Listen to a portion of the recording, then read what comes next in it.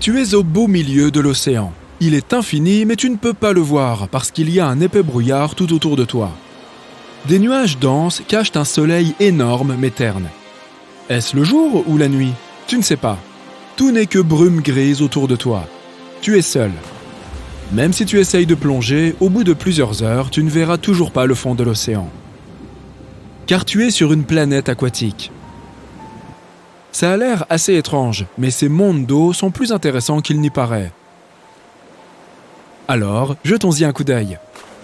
Une planète océan est une planète qui se compose, comme tu l'as sans doute deviné, principalement d'eau, de glace et peut-être de quelques roches. Pense aux océans de la Terre, leur sombre profondeur, la fosse des Mariannes, les créatures mystérieuses. Et maintenant, peux-tu deviner combien d'espace occupe toute l'eau sur Terre par rapport au volume total de notre planète? Seulement 0,025%. Maintenant, essaye d'imaginer un monde composé de 40 à 60% d'eau. Si tu y plonges, la profondeur peut dépasser les 100 km. Comparé à cela, la profondeur de 10 km de notre fosse des Mariannes n'a pas l'air si impressionnante. La pression y sera énorme. Elle peut atteindre jusqu'à 20 000 fois celle de l'atmosphère terrestre. Cela peut sembler effrayant, mais ce serait quand même génial d'en savoir un peu plus sur ces planètes. Heureusement, d'après les calculs des scientifiques, il pourrait y avoir beaucoup de planètes de ce type rien que dans notre galaxie.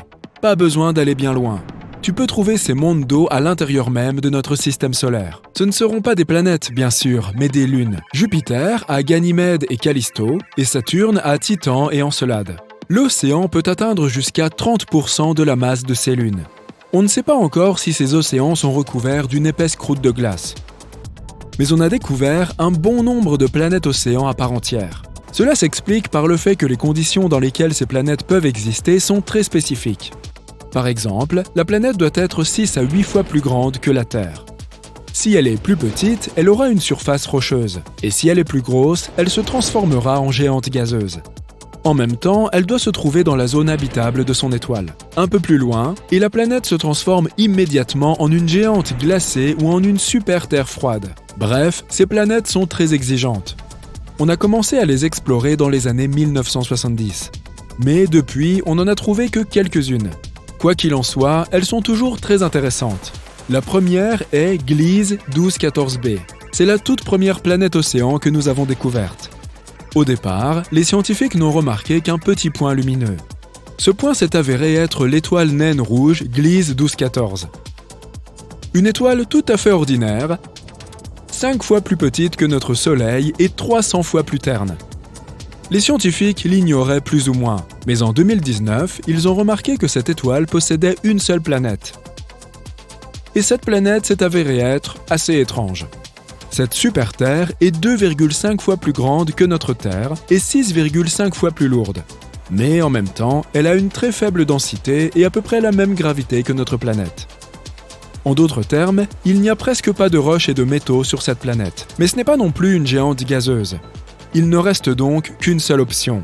Elle est recouverte d'eau et de glace. Et c'est ainsi qu'on a découvert la première planète océanique.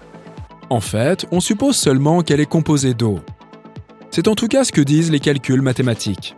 En réalité, cette planète est assez déroutante. Elle est difficile à explorer et, jusqu'à présent, les scientifiques n'ont rien pu y trouver. Pas d'hydrogène, pas d'hélium, pas d'eau. C'est parce que la couche extérieure de l'atmosphère de cette planète est très dense et qu'elle cache parfaitement sa composition. Malgré tout, c'est probablement un monde d'eau. Gliese 1214b est très proche de son étoile, à seulement 0,014 unités astronomiques de distance, ce qui est moins que la distance entre la Lune et nous. L'année y dure environ 36 heures, et les températures y sont tout simplement brûlantes. Les scientifiques suggèrent que la température moyenne là-bas peut atteindre 250 à 535 degrés Fahrenheit. Tu te souviens de notre description initiale d'une planète océan?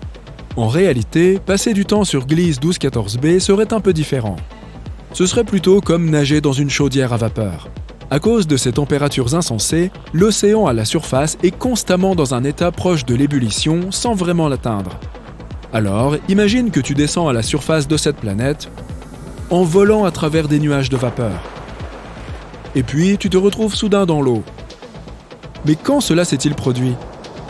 Sur Gliese 1214b, la frontière entre la vapeur et l'eau est très floue. Bien sûr, tu ne pourras pas nager jusqu'au fond de cet océan, mais il est fort probable que le fond soit recouvert d'une couche très épaisse de ce qu'on appelle la glace chaude. C'est comme de la glace ordinaire, mais elle ne se soucie pas vraiment des lois de la physique. Alors, elle ne fond pas, même à des températures très élevées. Et l'épaisseur de cette glace peut atteindre jusqu'à 5000 km. C'est tout pour l'effrayante Gliese 1214b. Maintenant, même si on ne peut pas garantir à 100% qu'il s'agit d'un monde aquatique, nous avons un autre candidat pour ce titre. Il s'agit d'une planète récemment découverte appelée TOI 1452b. Située dans la constellation du Dragon, elle se trouve à près de 100 années-lumière de nous. Elle a été découverte à l'aide du télescope TESS par un groupe de chercheurs de l'Université de Montréal. Cette planète appartient également à la classe des super-Terres. Elle est 7 fois plus grande que notre planète, mais 48 fois plus lourde, avec toutefois une densité très faible. Pour cette raison, les scientifiques ont suggéré que la quasi-totalité de la planète est constituée d'un océan géant. Ici, on a un peu plus de chance. Ce monde ne sera pas seulement une flaque géante et de la glace épaisse. Sur cette planète, il y a probablement une surface rocheuse profondément enfouie sous l'eau, comme dans un océan typique. Mais ne t'emballe pas trop, cet océan sera certainement très différent de ce à quoi nous sommes habitués. TOI 1452b est aussi en orbite autour d'une petite naine rouge. Et pas seulement une, mais deux à la fois. Et si la planète précédente était proche de son Soleil, celle-ci, au contraire, en est très éloignée. Elle est 2,5 fois plus éloignée de ses étoiles que Pluton ne l'est du Soleil. Et elle se déplace à grande vitesse. Une année y dure seulement 11 jours. On ne sait pas encore grand-chose sur cette planète. On obtiendra probablement de nouvelles informations lorsque les scientifiques l'auront observée avec le télescope James Webb. Et maintenant, la question qui te brûle les lèvres. La vie peut-elle exister sur ce genre de planète ? C'est une question délicate. On sait tous que l'eau est synonyme de vie. D'autant plus que ces planètes se trouvent dans les zones habitables de leurs étoiles. Donc, potentiellement, oui, il peut y avoir de la vie. Pas des civilisations à part entière, bien sûr, mais pourquoi pas des bactéries, des poissons et quelques monstres géants et effrayants. En fait, c'est très peu probable. L'eau seule ne suffit pas à créer la vie, même si elle est très importante. Il doit aussi y avoir des micro-éléments et des minéraux. Et malheureusement, pour la plupart des planètes d'eau, elles ne sont constituées que d'eau et de glace très épaisse, mais pas de minéraux. Mais tout espoir n'est pas perdu. Il ne faut pas oublier les météorites et les comètes qui peuvent apporter les minéraux nécessaires à la planète. Plus elles s'y écrasent souvent, plus la probabilité est grande qu'elles apportent quelque chose comme ça dans l'océan et donc qu'elles créent la vie. Deuxièmement, TOI 1452b possède réellement ces minéraux. On ne sait pas à quelle profondeur se trouve le fond rocheux à cet endroit. Mais s'il existe, alors quelque chose a sûrement pu y naître. Espérons que de nouvelles recherches avec de puissants télescopes nous permettront de découvrir la vérité. Et qui sait, peut-être qu'un jour nous pourrons nous-mêmes visiter une telle planète.